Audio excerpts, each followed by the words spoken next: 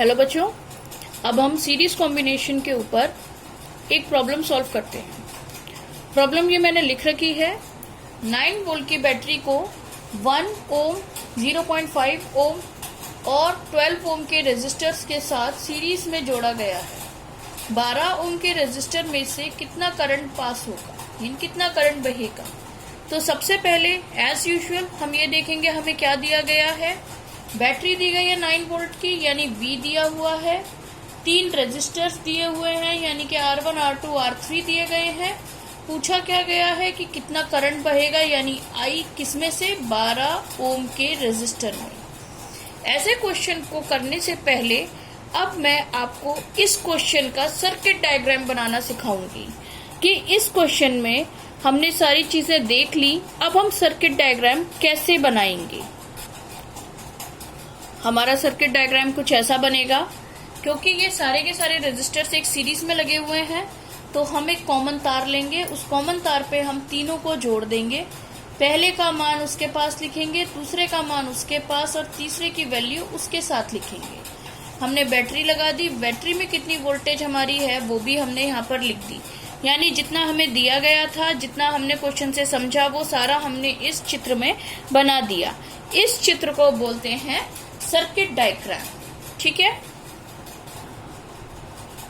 अब सबसे पहले हम यहाँ पर इस सर्किट में बहने वाला या मौजूद टोटल रेजिस्टेंस फाइंड करेंगे। किसी भी सीरीज कॉम्बिनेशन या श्रेणी क्रम श्रृंखला के लिए total resistance R1 plus R2 plus R3 के बराबर होता है। ये हम पढ़कर आए हैं और हमने इसके मान यहाँ लिख दिए 1, 0.5 और 12। इन तीनों को जोड़ने पर हमारे पास RT = 13.5 ओम आ गया। V हम ऑलरेडी जानते हैं, कितना है V, 6 वोल्ट। अब हम यहाँ पर ओम्स लॉ लगाएंगे। ओम्स लॉ लगाने पर V = IR या फिर I = V/R। V की वैल्यू 6 वोल्ट, R की वैल्यू 13.5 ओम। क्योंकि पूरे सर्किट में हमने टोटल रेजिस्टेंस निकाला है, वही लगेगा। 6 को 13.5 से डिवाइड करने पर हमारे पास I का अप्रोक्सीमेट मान 0.44 एम्पियर आता है। यानी कि सर्किट में इतना करंट बह रहा है।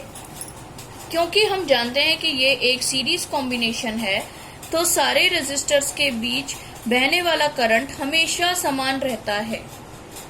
तो यहाँ पर भी इन्होंने हमसे 12 ओम वाले रेजिस्टर में बहने वाले करंट को पूछा, तो वो भी 0.44 एम्पियर होगा।